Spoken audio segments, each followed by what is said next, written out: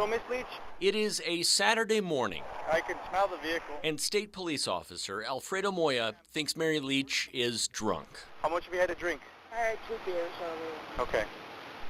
We can smell it. Not just because Mary Leach admits to drinking, or because Moya thinks she spilled a Budweiser on herself, but because he thinks Leach has been driving the wrong way up I-25 for miles. We have a vehicle headed northbound and southbound lanes, multiple calls. One of the drivers scrambling to get out of the way that day was my wife. There's no doubt she saved our lives, and once she got us to the shoulder, we also called 911. And like so many others, at 75 miles an hour, we came face to face with a terrifying problem. Is it a Jeep or a truck? I couldn't tell you. I had to swerve to keep from hitting it. Moya tops 130 miles per hour in the correct lanes while dispatchers try to pinpoint the Jeep. The first call near Santa Fe put it at mile marker 288. By the time police caught Leach, she was 15 miles down the road. I think they finally figured out, but there was a car that was driving on the wrong side of the highway. And finally, on the right side of the highway. She failed a field sobriety test. Okay, ma'am. Mary Leach's blood alcohol content was 0.24. That's 3 times the legal limit. If she's convicted of that charge, it will be her second DWI. There are other charges too, like having an open container, failure to yield to an emergency vehicle, failure to maintain her lane of traffic, even reckless driving. But of those 5, not a single one is anything more than a misdemeanor. In fact, there is no state law that targets wrong-way driving.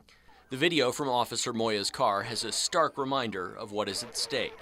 Speeding to catch up to Leach, Moya bolts past the memorial to 5 members of the Collins-Gonzalez-Garcia family, killed by wrong-way drunken driver Dana Pabst in 2006. They don't realize how much it impacts the family when something like this happens. Ray and Kathy Collins lost their daughter, son-in-law, and 3 grandchildren.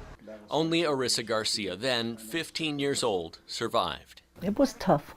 It was really tough. She was so bitter. She was angry. So were the Collins. They pressed for tighter alcohol sales laws and had some impact.